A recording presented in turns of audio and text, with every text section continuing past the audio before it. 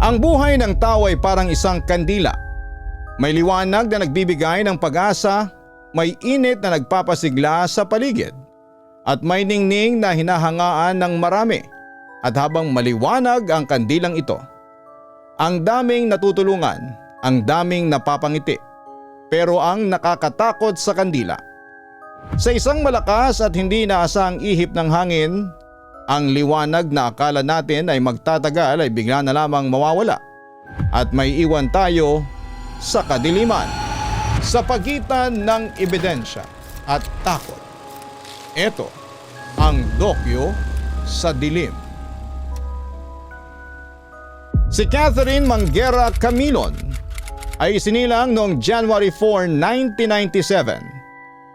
Ang buhay ng kanyang pamilya ay umiikot sa isang tahimik at simpleng pamayanan doon sa Barangay Rillo sa Batangas. Sa mga nakakakilala sa kanya doon ay hindi siya yung mayabang na beauty queen na nakikita sa TV o sa social media. Para sa mga kapitbahay niya, si Catherine ay isang simpleng probinsyana. Mabait na anak, mapagmahal na kapatid at isang taong palaging may ngiti para sa lahat ng kanyang nakakasalubong.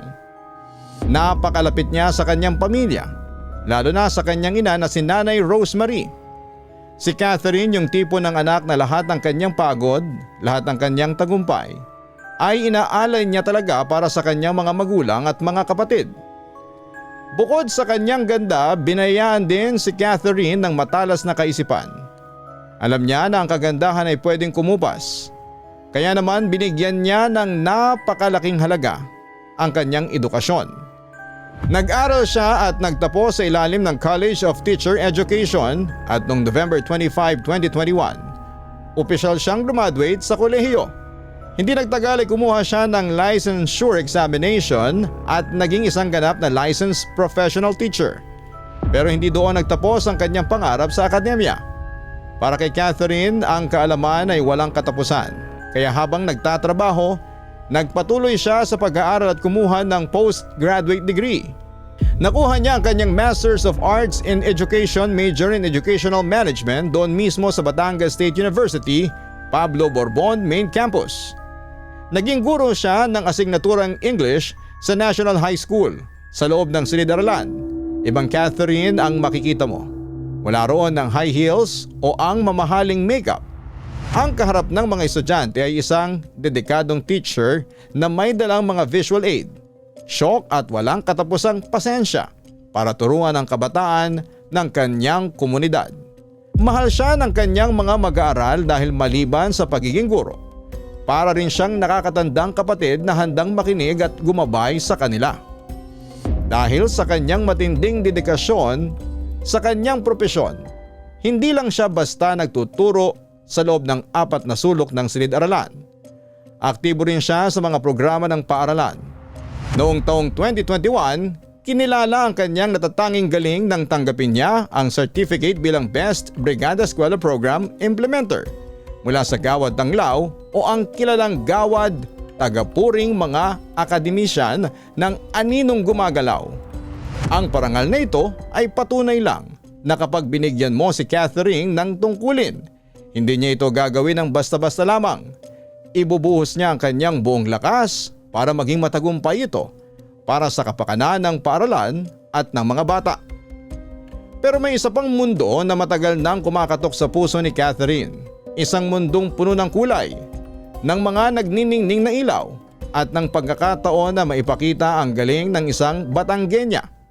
Ito ang mundo ng pageantry. Nagsimula ito noong taong 2020 sa gitna ng isa sa mga pinakamahirap na panahon sa kasaysayan ng mundo, ang kasagsagan ng COVID-19 pandemic.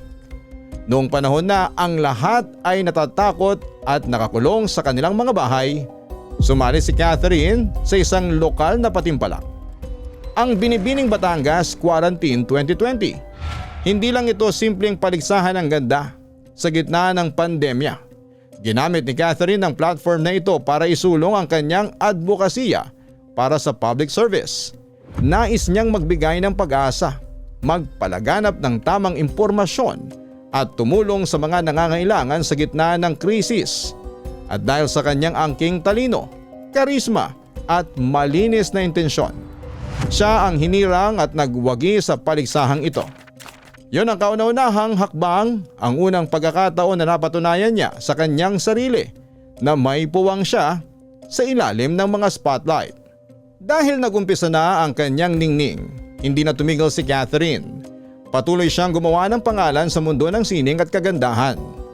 Noong taong 2022, sumabak naman siya sa mas malaking kompetisyon, ang Miss Fit Philippines 2022. Dito naging isa siya sa mga finalist. Bitbit ang kanyang advokasya. Ipinaglaban at pinarating niya sa mga tao ang kahalagahan ng pagkakaroon ng isang malusog, aktibo at balansing pamumuhay. Para kay Catherine, ang pagiging maganda ay hindi lang sa panlabas na anyo. Dapat ay malusog din ang iyong katawan at ang iyong isipan. At noong July 13, 2023, bitbit ang pangalan ng kanyang minamahal na bayan sa Tuy, Batangas. Buong giting na tumayo si Catherine sa entablado ng Miss Grand Philippines 2023. Suot ang kanyang magandang kasuotan, bitbit ang kanyang matamis na ngiti, at ang kanyang pamilyang walang sawang sumusuporta sa kanya sa audience. Doon niya nakamit ang pambansang pagkilala, kaya kahit saan ka magpunta sa Batangas, kilala siya. Ipinagmamalaki siya ng kanyang mga estudyante, ng kanyang mga kapwa-guro at ng buong lalawigan. Siya ang naging simbolo ng pangarap na natupad sa pamamagitan ng sipag at ng tiyaga. Naging aktibo rin siyang magtrabaho bilang isang modelo at talent para sa Balisong Channel, ang kauna-unahang online broadcast platform sa buong lalawigan ng Batangas. Dito, ipinakikita niya ang kanyang galing sa harap ng kamera bilang isang host at personalidad. At kung titingnan mo naman ang kanyang pageant profile, malalaman mo na si Catherine ay isang napakaaktibong tao. At ayon sa mga kwento ng kanyang pamilya at mga malalapit na kaibigan, si Catherine ay kilala din bilang isang napakasipag na negosyante o enterprising person. Hindi siya nakukontento sa sahod niya bilang guro o sa mga kinikita niya sa pagmumodelo.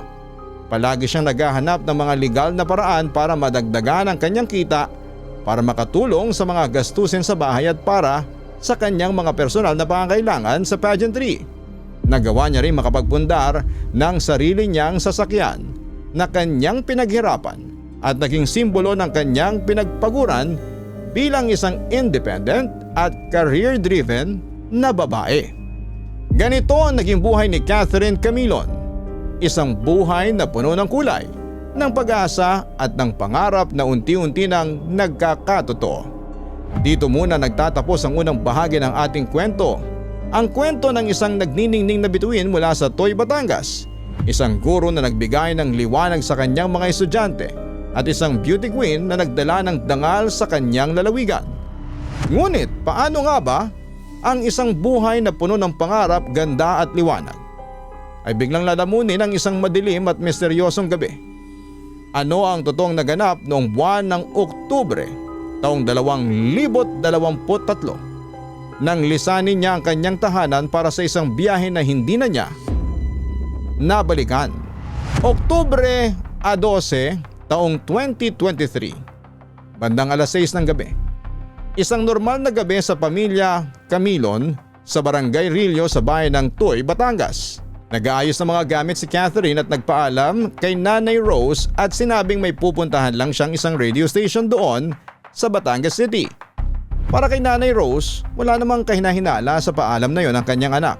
Ang radio station na yon sa Batangas City ay dati namang nagtatrabaho si Catherine bilang isang talent. Kaya natural lang na isipin ng kanyang pamilya na baka may kinalaman lamang ito sa kanyang mga nakaraang proyekto o mga sideline bilang modelo. Hindi rin nagtanong ng malalim si Nanay Rose at hindi na rin dinitalya ni Catherine kung ano ang partikular na trabaho o transaksyon ang gagawin niya doon. Normal ang lahat ng gabi na yon. Hinatid pa nga ni Nanay Rose si Catherine hanggang sa labas ng kanilang bahay. Pinapanood na dalhin ang mga gamit at pumasok sa kanyang sasakyan na isang kulay gray na Nissan Juke. Yon ang huling beses na nakita ni Nanay Rose ang kanyang anak sa loob ng kanilang bakuran. Isang huling sulyap na walang kalamalam ang isang ina na doon na mag-uumpisa ang kanyang kalbaryo. Lumipas ang isang oras, bandang alas 7 ng gabi, tumunog ang cellphone ni Nanay Rose. Isang text message ang pumasok galing kay Catherine. Ang sabi sa text, andito na ako sa Centro Mall. Ang Centro Mall ay matatagpuan sa bayan ng Lemery, Batangas. Kung titingnan mo ang mapa, mula sa bayan ng Toy, 2 bayan lang ang layo ng Lemery. Kaya para kay Nanay Rose, kampante siya. Nakarating ang anak niya ng ligtas sa Lemery. Baka nagpapalamig muna o may dinaluhang saglit na lakad bago dumiretso sa kanyang destinasyon sa Batangas City. Pero habang lumalalim ang gabi, nagsimula nang magbago ang takbo ng mga pangyayari. Pasado alas 8:30 na ng gabi nang muling tumunog ang telepono ni Nanay Rose. Sa pagkakataong ito, tumatawag na si Catherine. Agad na sinagot ng ina ang tawag. Naririnig niya sa background ang ingay ng isang gasolinahan. Sinabi sa kanya ni Catherine na nandun siya sa isang gas station sa bayan naman ng Bawan sa Batangas. May inaantay lang umano siyang isang katrabaho. Pero katulad ng mga naunang paalam niya, hindi binanggit ni Catherine kung sino ang partikular na katrabaho na yon. Lalaki ba? Babae ba? Kaibigan ba sa eskwelahan o sa modeling? Walang kahit na anong sinabi si Catherine. Ang usapang yon ng mag-ina ay tumagal lamang ng 1 minuto at 15 segundo. Maikli, mabilis, ordinaryong kumustahan ng mag-ina. Ang hindi alam ni Nanay Rose, ang 1 minuto at 15 segundo na yon na narinig niya ang boses ng kanyang anak. Ang huling beses na maririnig ng pamilya Camilon ang tinig ni Catherine. Nagising si Nanay Rose na may kaunting kaba sa kanyang dibdib. Inaasahan kasi niya na uuwi na si Catherine ngayong araw pagkatapos ng lakad nito kagabi. Pero lumipas ang umaga, sumapit ang tanghali at umabot na naman ang paglubog ng araw. Walang Catherine na pumasok sa pinto ng kanilang bahay. Dito na kinutuban si Nanay Rose. May kakaiba na siyang nararamdaman noon. Ang isang ina, may radar yan pagdating sa kanyang mga anak. Alam niya kung kailan normal ang sitwasyon at kung kailan may mali na. Lalo na si Catherine ay hindi yung tipo ng tao na mawawala ng walang pasabi. Kinuha ni Nanay Rose ang kanyang cellphone, dinial niya ang numero ng anak. Ringing pero walang sumasagot. Tinawagan niya ulit hanggang sa kalaunan ay hindi na ito makontak. Binuksan nila ang messaging app ni Catherine para tingnan kung nag-online ba ito o kung nabasa ang mga mensahe nila. Pero doon nakita nila ang detalye. Active 14 hours ago. Ibig sabihin ng huling beses na nagkaroon ng koneksyon sa internet o nagbukas ng app si Catherine ay noong gabi pa ng Oktubre 12, bandang hapon o gabi matapos siya makipag-usap sa kanyang ina sa gasolinahan ng Bawan. Pagkatapos noon, parang bula nang nawala ang aktibidad ng kanyang telepono. Oktubre 14, taong 2023, 2 araw na ang nakakalipas. 2 araw nang walang paramdam, walang text, walang tawag at walang kahit na anong baka si Catherine. Ang buong pamilya Camilon ay hindi na mapakali. Hindi na sila makakain ng maayos. Hindi na makatulog. Ang bawat katok sa pintuan, ang bawat tunog ng sasakyan sa kalsada nilalapitan nila sa pag-asang si Catherine na ang bumalik. Pero bigo sila palagi. Dahil nga sa matinding kaba at takot, nagpasya na si Nanay Rose na dalhin ang panawagan sa social media. Nag-post siya sa Facebook.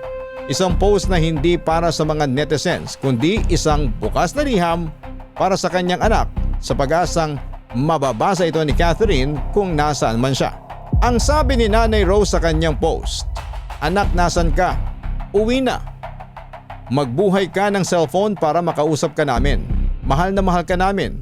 Diyos ko, tulungan mo po kaming makita na makausap ang aming bunso. Huwag niyo po siyang pababayaan."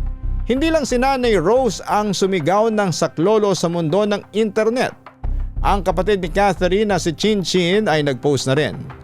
Baka sa bawat salita niya ang pagtataka at ang matinding pag-aalala ng isang kapatid. Ang sabi ni Chinchin, "Sana makabalik ka na rin sa atin. Madami na ang nag-aalala sa iyo. Kung nasaan ka, halos 2 araw ka nang walang update sa amin. Wala namang alis na wala kang update. Sana'y okay ka lang kung nasaan ka man. Mahal na mahal ka namin." Ang mga post na ito ng mag-ina ay agad na kumalat na parang apoy sa social media. Nag-viral ito. Ang mga tao sa Batangas, ang mga estudyante niya sa Toy National High School ang mga kapwa niya guro at ang mga tagahanga niya sa mundo ng pageantry, lahat ay nagulat at nabahala. Sino ba naman ang hindi mag-aalala? Isang sikat na beauty queen, isang ginagalang na guro, bigla na lang naglaho ng walang bakas sa loob ng 48 oras. Dahil sa tindi ng reaksyon ng publiko, pumasok na rin ang mga kabi-kabilang malalaking news outlet, ang mga istasyon ng TV at radyo umentra na sa kwento. Naging pambansang balita ang pagkawala ng dalaga. Oktubre 17, 2023, 5 araw nang nawawala si Catherine. 5 mahabang araw ng pagtitiis, ng pag-iyak at ng walang katapusang pag-aabang. Sa araw na ito, formal na nakausap ng ABS-CBN News ang pamilya ni Catherine. Sa harapan ng kamera, umarap si Nanay Rose. Basang-basa ang mga mata ng luha, baka sa matinding pagod at puyat. Doon malinaw na nilahad ni Nanay Rose ang isang importanteng detalye. Sabi niya, walang alam ang pamilya na may nakatampuhan, nakaaway o nakasamaan ng loob si Catherine, maging sa loob ng pamilya o sa kanyang mga malalapit na kaibigan. Napakabait at napakamasunurin daw na bata ni Catherine, kaya para sa kanila, imposibleng lumayas ito o kusang nagtago dahil lang sa isang tampuhan. Habang labis ang pag-aalala ng pamilya, ang mga otoridad naman, partikular ang Toy Police, ay nagsimula ng kumilos ng puspusan. Nag-umpisa silang magsagawa ng tinatawag na backtracking. Ito yung pag-trace sa mga huling dinaanan at pinuntahan ni Catherine gamit ang mga CCTV camera sa mga bayan ng Batangas. Ang unang nakuha ng mga pulis ay ang kopya ng CCTV mula sa Centro Mall sa Lemery, ang mall na binanggit ni Catherine sa kanyang text noong gabi ng Oktubre 12. At nung busisiin ng mga investigador ang footage, totoong nandun si Catherine. Makikita sa malabong kuha ng kamera, pasado alas 7 ng gabi naglalakad si Catherine sa loob ng mall. Pero ang isang kapansin-pansing detalye, mag-isa lamang siya. Walang kasama, walang kausap, may bitbit na kagamitan at naglalakad ng normal. Matapos ang mall, sunod na pinuntahan ng mga pulis ang sinabi ni Catherine na radio station sa Batangas City na kanyang ipinaalam sa ina. Doon umasa ang mga pulis na makakakuha sila ng impormasyon kung sino ang nakatagpo o nakakita sa kanya doon. Ngunit doon ay lalong naguluhan at kinabahan ng otoridad. Dahil ayon sa pamunuan ng istasyon ay matagal nang hindi pumupunta roon si Catherine. Ang sabi pa ng mga opisyal ng radyo, walang anumang schedule o lakad si Catherine sa kanila ng gabing yon. At kailanman ay hindi dumating o sumipot si Catherine sa kanilang gusali noong Oktubre 12. Isang malaking tanong ang lumutang. Kung hindi siya pumunta sa radio station, bakit yon ang pinaalam niya sa kanyang ina? Sino ang pupuntahan talaga ni Catherine? Hindi sumuko ang mga pulis. Sunod nilang pinuntahan ang gasolinahan sa Bawan, ang lugar kung saan tumawag si Catherine kay Nanay Rose habang sinasabing may inaantay siyang katrabaho. Umasa mga pulis na ang CCTV ng gasolinahan ang makakapagsabi kung sinong katrabaho ang sumakay o nakipagtagpo sa kanya roon. Pero panibagong pader na naman ang nabangga ng mga otoridad. Nadiskubre nila na ang naturang establishmento ay walang anumang gumaganang CCTV at nang tanungin ang mga attendant at mga tao sa paligid, wala silang matandaan o walang makapagsabi na nakita nila ang isang magandang dalaga na nag-aantay sa loob ng isang gray na Nissan Juke. Parang isang bula na nawala ang bakas ni Catherine sa gasolinahang yon. At habang lumalalim ang pagsisiyasat, may isa pang kakaiba at misteryosong detalye ang natuklasan ng pulisya tungkol sa sasakyan ni Catherine. Nung i-verify ng mga pulis ang plaka at rehistro ng kulay gray ng Nissan Juke na ginagamit ng beauty queen, nagulat sila dahil hindi pala ito nakapangalan kay Catherine Camilon. Ang nakarehistrong may-ari ng sasakyan ay isang tao na nakatira sa Binangonan, Rizal. Agad na binuo ng mga pulis ang operasyon para puntahan ang taong ito sa Rizal para tanungin kung anong ugnayan niya kay Catherine. Pero nang makarating ang mga pulis sa Binangonan at makausap ang rehistradong may-ari, ang naging sagot nito, matagal na nilang naibenta ang sasakyang yon noong April 2019 pa. Ibig sabihin ng sasakyan ay nagpasalin-salin na sa iba't ibang kamay o baka ginamitan ng mga peking dokumento bago ito napunta sa kamay ni Catherine. Masalimuot, magulo at parang may tinatagong mas malalim na kwento ang sasakyan na yon. Isang linggo mula nang mawala ng kontak ang pamilya kay Catherine, nagkaroon sa wakas ng isang tinatawag na breakthrough o malaking pag-unlad ng kaso. Matapos ang kabi-kabilang pagtatanong at pagkalap ng impormasyon, may isang tao na opisyal na tinukoy ang pulisya bilang isang person of interest o POI. Ngunit ng mga oras na yon, hindi muna naglabas ng pangalan ang mga pulis sa media. Naging napakaingat ng mga otoridad dahil sensitibo ang sitwasyon at kasalukuyan pa silang nangangalap ng matitibay na ebidensya para hindi masunog ang investigasyon. Para mas mabuo ang puzzle, sinuyod ng mga pulis ang lahat ng mga nakuhang CCTV sa iba't ibang barangay at bayan ng Batangas. At dito nakuha nila ang isang timeline ng takbo ng sasakyan ni Catherine noong gabi ng Oktubre 12, taong 2023. Isang timeline ng kotse na tila nagpapakita kung paano ito gumalaw sa dilim. Alas 8 ng gabi, nahagip ng kamera ang pagdaan ng sasakyang gray na Nissan Juke ni Catherine doon sa bahagi ng Poblasyon 1 sa bayan ng Santa Teresita, Batangas. Pagkalipas lang ng 10 minuto, nakitang dumaang muli ang sasakyan sa may Barangay Muzon sa bayan naman ng San Luis, Batangas. Bandang 8:24 PM, nakita naman ang sasakyan na bumabaybay sa kalsada ng Barangay Kupang. Lumipas ang halos isang oras, nakuhang muli ng CCTV na pumasok ang sasakyan sa isang maliit na liblib na kalye doon sa Santa Maria. 9:20 PM, nahagip muli ang kotse sa may Barangay Bagilawa. 9:25 PM to 9:53 PM. Halos kalahating oras na paikot-ikot o binabaybay ng sasakyan ang kahabaan ng Barangay San Agustin. At eksaktong alas 10, nakitang lumabas muli ang sasakyan doon sa pinasukan nitong kalye sa Barangay Santa Maria. Sa lahat ng mga nakuhang-kuha ng mga CCTV na ito, may isang malaking problema ang mga investigator. Dahil madilim ang gabi at dahil sa liwanag ng headlight at ng salamin ng sasakyan, hindi malinaw na makita kung sino nga ba nagmamaneho o kung may kasama ba ang beauty queen sa loob ng kotse. Hindi masabi ng kamera kung si Catherine pa nga ba ang may hawak ng manibela ng mga oras na yon o kung may iba ng tao na kumukontrol sa kanyang sasakyan habang umiikot ito sa madidilim na barangay ng Batangas. Sa kabila ng lahat ng timeline na ito, wala pa ring makuha ang mga otoridad na anumang direktang bakas kung saan ba talaga nagtungo si Catherine pagkatapos ng alas 10 ng gabi at kung sino talaga ang huling nakasama niya. Dahil sa tindi ng simpatya ng publiko at sa pagnanais na mahanap ang dalaga, ilang sektor na ang nagkaisa at tumulong para pabilisin ang paghahanap kay Catherine. Nag-alok ang ilang mga lokal na opisyal ng lalawigan ng Batangas ng cash reward na nagkakahalaga ng 100,000 piso para sa sinumang makapagbibigay ng impormasyon kung nasaan ang dalaga. At hindi lang sila, dahil pati ang business sector ng buong rehiyon ng Calabarzon ay nagdagdag pa ng isa pang 100,000 piso na pabuya. 200,000 piso ang nakataya para lamang sa isang sagot. Nasaan na si Catherine Camilon? October 27, 2023. Lagpas 2 linggo nang huling makita si Catherine.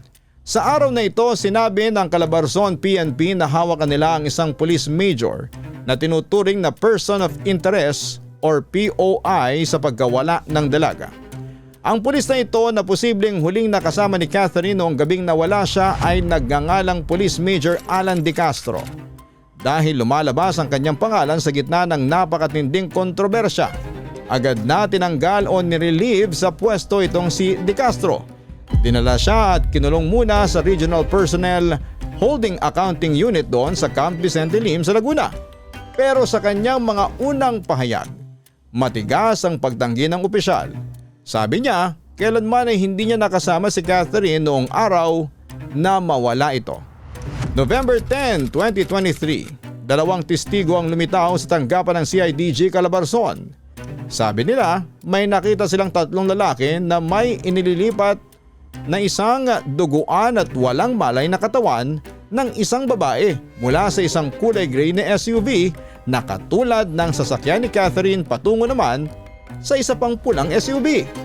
Agad na rumisponde ang mga pulis sa lugar na itinuro ng mga testigo. At doon, sa isang bakanting lote sa sitio Ilaya, Barangay Dumuklay sa Batangas City, natagpuan nila ang isang pulang Honda CR-V, walang plaka. Walang conduction sticker pero saktong-sakto ang itsura sa sinasabi ng mga testigo.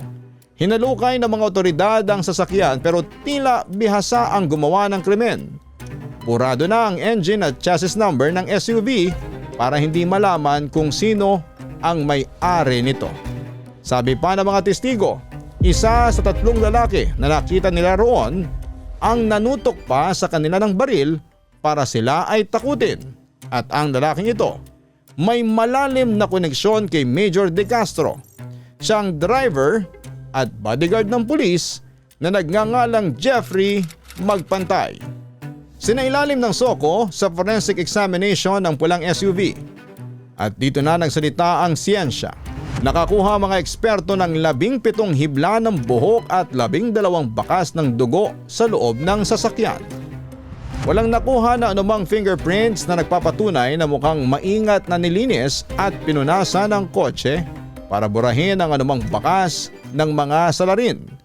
Pero nung lumabas ang resulta ng DNA test sa mga bakas ng dugo at buhok, nagpositibo ito.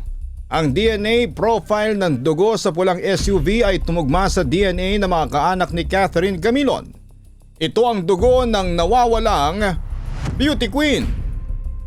Kahit na nakakabit na ang mga ebidensya, patuloy pa rin ang pagtanggi ni De Castro. Pero bakit nga ba siya ang pangunahing pinaghihinalaan? Bakit si Catherine at ang isang pulis? Dahil sa likod ng mga saradong pintuan, may isang pag-amin na naganap. Inamin mismo ni De Castro sa dating PNP chief na si Benjamin Acorta na nagkaroon nga sila ng lihim na relasyon ni Catherine Camilon.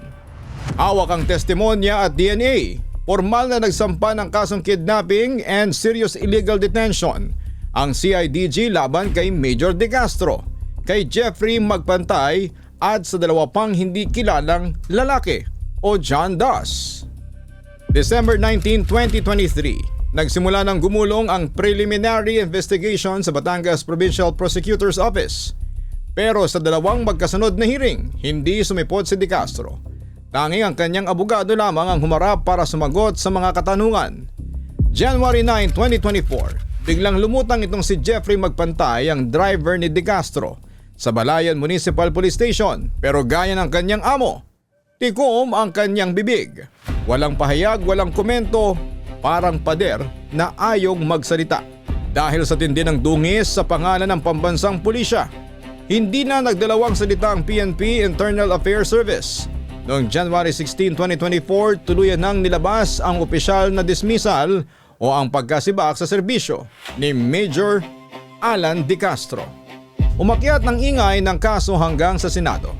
Noong Pebrero hanggang sa Marso taon ng 2024, nagsagawa ng Senate hearing sa pamumuno ng Committee on Public Order and Dangerous Drugs sa pamumuno ni Senator Raffy Tulfo.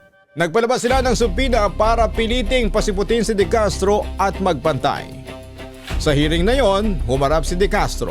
Pero ang kanyang naging sagot sa mga senador, bigla niyang binawi ang kanyang naunang pag-amin. Sabi niya ay wala raw silang relasyon ni Catherine. Nagsisinungaling siya sa harapan ng mga mambabata sa kabila ng mga patunay ng CIDG at NBI. Dahil dito, na-cite in contempt si De Castro. Dinitini siya at kinulong sa loob ng Senado ng ilang araw dahil sa kanyang harap-harapang pagsisinungaling. Pero matapos ang ilang araw, pinakawalan din siya.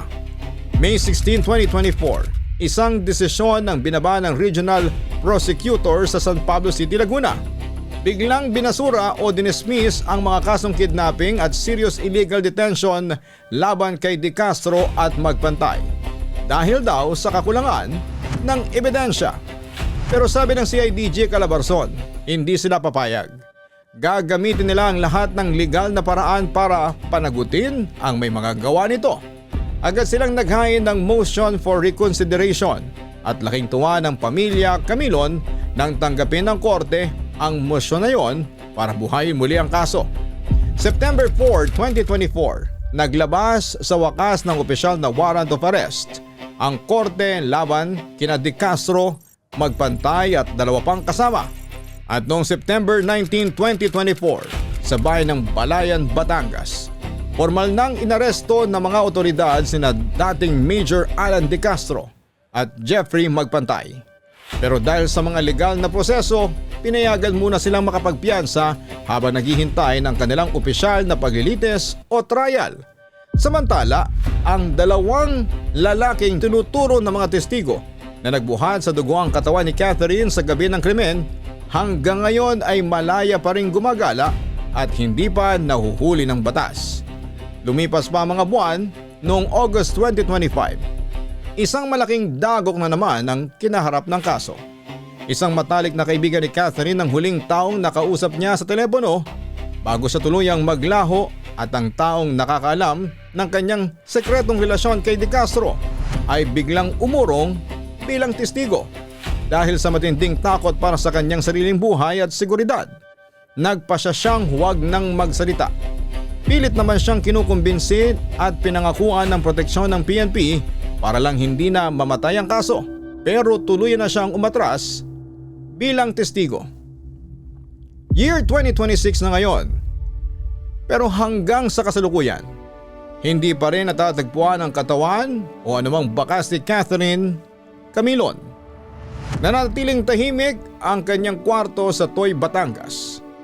Ang kanyang mga libro, ang kanyang mga korona, ang kanyang mga visual aid sa pagtuturo, nandun pa rin. Naghihintay sa isang guro at beauty queen na hindi na alam kung kailan pa babalik. At ang kanyang pamilya, lalo na si Nanay Rose, gabi-gabi pa rin umiiyak at nagtatanong sa langit. Isang walang katapusang pangungulila sa isang anak na bigla na lang nilamon ng kadiliman. Ang kwento ni Catherine Camilon, isang paalala na sa likod ng bawat ningning ng korona at magagandang pangarap, may mga kwentong tinatago natin sa dilim na minsan ay hindi natin alam na magdadala sa atin sa isang mapanganib na landas. Ang hustisya sa lupa ay maaaring mabagal, maaaring masalimuot at maaaring dadaan sa kabi-kabilang harang. Pero ang katotohanan ay kailanman ay hindi pwedeng ibaon sa libot habang buhay. Habang may isang inang umiiyak at may mga taong naghahanap, ang kwento ni Catherine ay patuloy na sisigaw ng katarungan. Sa pagitan ng ebidensya at takot, ito ang Dokyo sa Dilim.